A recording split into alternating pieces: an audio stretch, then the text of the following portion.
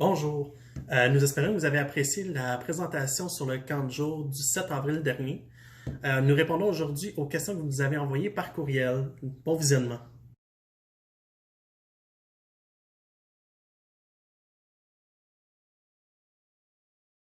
Vous avez jusqu'au 14 juin pour inscrire votre enfant en ayant vos semaines garanties.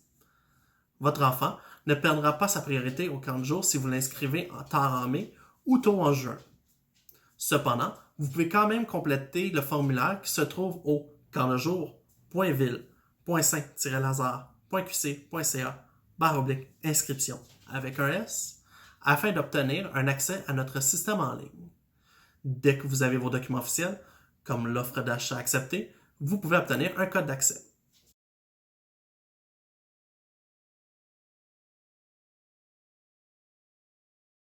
Lorsque vous remplissez la fiche de votre enfant, vous allez avoir une case où est-ce que vous allez pouvoir indiquer, juste cocher si vous laissez l'animateur aider votre enfant à appliquer sa crème solaire et la chasse moustique. Lorsque les enfants appliquent la crème solaire et la chasse moustique, les animateurs sont en constante surveillance, certains sont seulement surveillés, et d'autres aident les enfants à appliquer la crème solaire et la chasse moustique. Selon les journées, il n'est pas toujours nécessaire d'appliquer la chasse moustique au même moment, la crème solaire au même moment, tout dépendant si il fait chaud, s'il y a beaucoup de soleil, s'il y a plu les dernières journées. Tout dépend, on y va vraiment jour par jour. Mais habituellement, une journée typique, la crème solaire et la chasse moustique est appliquée le matin en arrivant, à la première collation, au dîner, et quelquefois aussi vers 3h30, tout dépendant de la journée.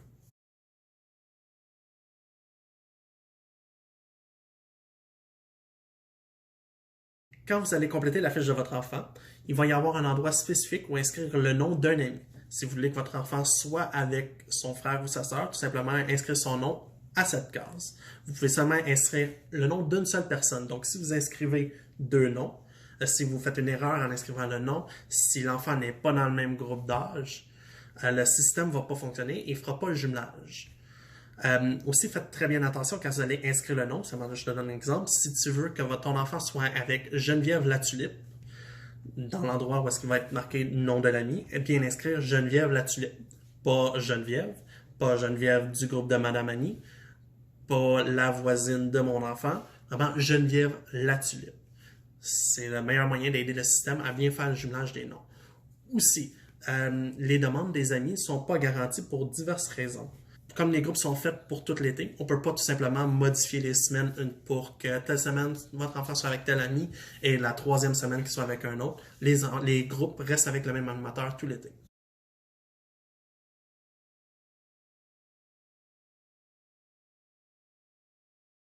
Au même titre que vous pouvez faire la demande que votre enfant soit jumelé avec un de ses amis, vous pouvez aussi faire la demande que votre enfant ne soit pas jumelé avec une personne. Il faut simplement l'indiquer lors de la fiche d'inscription de votre enfant. Encore une fois, soyez certain de bien inscrire le nom complet d'une personne.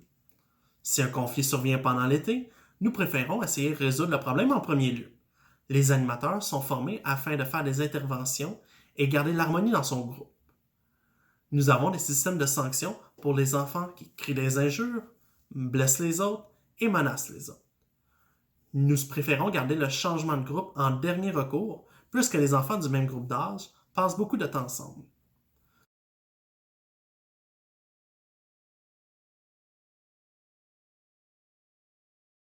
Bambou est la chef animatrice des 5-6 ans. Elle est donc responsable du groupe d'animateurs des 5-6 ans. Elle n'aura pas de groupe cette année. Pour ce qui est, si vous voulez savoir qui sont les animateurs des 5-6 ans, premièrement, on ne peut pas vous les dire puisqu'ils ne sont pas encore faits. Habituellement, on fait la distribution des groupes d'âge la semaine avant les portes ouvertes. Pourquoi on le fait la semaine avant les portes ouvertes? C'est que pendant le pré-camp, donc pendant le mois de mai et juin, les animateurs ont des formations et des planifications. Ça laisse le temps aux chefs animateurs de les observer et de voir leurs forces et pouvoir ensuite attitrer un groupe d'âge selon leur affinité. Lors de la porte ouverte, vous allez pouvoir venir rencontrer votre animateur de votre enfant et si vous avez des questions, vous allez pouvoir tout simplement poser aux animateurs puis vous allez aussi pouvoir voir toute l'équipe.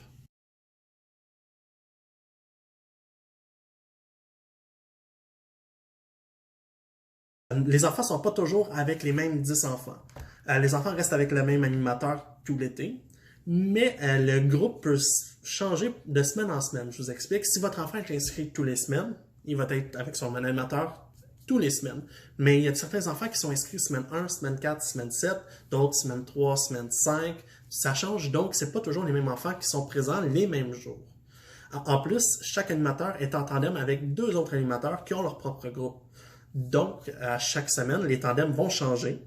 Donc, les 2 autres animateurs et leur groupe vont changer aussi.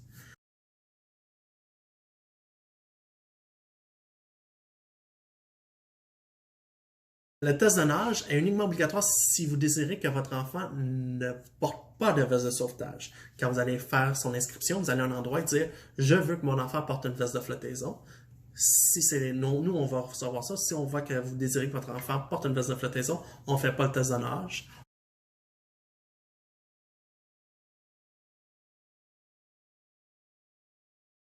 Les bracelets ont une attache qui peut être un peu plus difficile pour les plus jeunes à défaire. Deuxièmement, chaque animateur a leur liste des enfants qui doivent porter un gilet de sauvetage et des enfants qui doivent passer leur test de nage. Les animateurs font rapidement la connaissance de leur groupe et reconnaissent rapidement quel enfant doit porter un gilet puis quel enfant a passé son test de nage.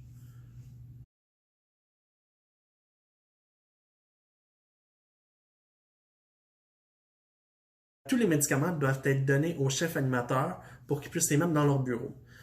Si vous désirez que votre enfant prenne un médicament en particulier, soit à une heure précise ou s'il y a des symptômes précis, il va falloir nous en avertir. L'animateur va venir avec l'enfant au bureau des chefs animateurs pour qu'il puisse prendre son médicament. Si aussi vous désirez que votre enfant prenne un médicament, vous allez avoir un formulaire d'autorisation de prise de médication à remplir. Par ailleurs, si votre enfant doit prendre un médicament soit tous les jours, soit à un certain moment, il va toujours devoir le prendre au bureau des chefs animateurs.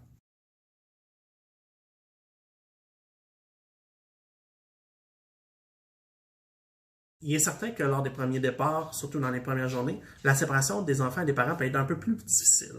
On essaie toutefois de changer leurs idées en leur faisant jouer à des jeux ou tout simplement en les amusant. Si nous jugeons qu'il est nécessaire, nous contacterons les parents pour que l'enfant puisse parler à papa-maman.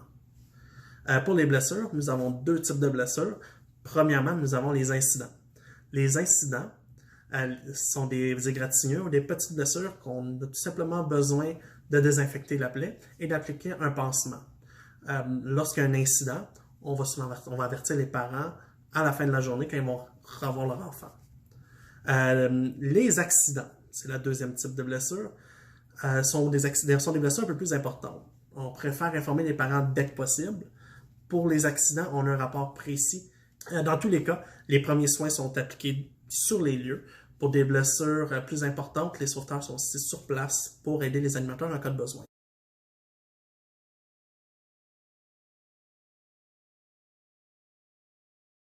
Les chefs animateurs planifient les jours de pluie à l'avance pour que ce soit des jeux un peu plus calmes et aussi concentrer les activités sur le bricolage. Il est certain que les endroits intérieurs peuvent avoir beaucoup plus d'écho et qu'on ne peut pas courir à l'intérieur. Donc, on doit prendre ça en considération. L'accueil en début de journée aussi est différent. Afin de ne pas laisser trop d'enfants trop longtemps sous la pluie, on va être à l'avant, les chefs animateurs, pour s'assurer que vous venez nous voir, que vous inscrivez, vous signez le registre de présence et on va faire des navettes pour apporter des enfants aux animateurs pour pas qu'ils puissent rester une quinzaine de minutes sous la pluie. En fin de journée, on va attendre une dernière minute pour apporter les enfants en avant.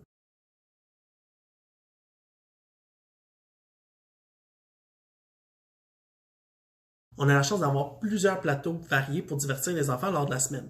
On fait donc aucune sortie à l'extérieur. Cependant, l'an dernier, on a commencé à instaurer des activités extra-camp, telles que la sortie feu de camp pour les 5-8 ans qui a été un très grand succès et le dîner hot dog. Cette année, on prévoit refaire ces 2 activités et on voudrait rajouter une soirée feu de camp pour les 9-12 ans avec des activités ciblées pour eux et peut-être faire aussi une autre activité de dîner ou une collation.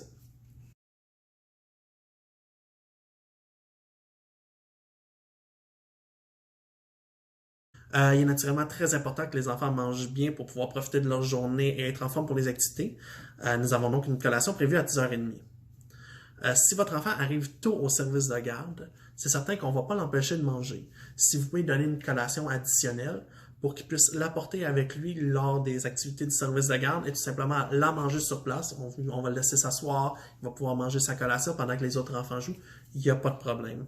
Seulement de nous l'avertir le matin même pour qu'on puisse avertir les animateurs du service de garde qui s'assurent qu'il mange bien sa collation ou son petit déjeuner.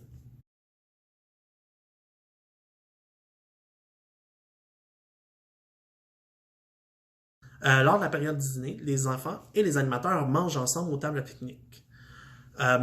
Donc, les animateurs sont constamment là pour surveiller que les enfants mangent bien. Il peut arriver que l'enfant n'ait pas faim ou tout simplement qu'il n'aime pas son dîner.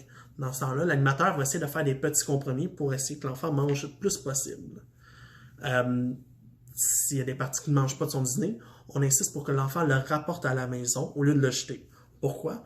Pour que le parent puisse voir qu'est-ce qu'il a mangé, qu'est-ce qu'il n'a pas mangé, qu'est-ce qu'il aime, qu'est-ce qu'il n'aime pas, puisque c'est très très important la période dîner qu'il mange le plus possible.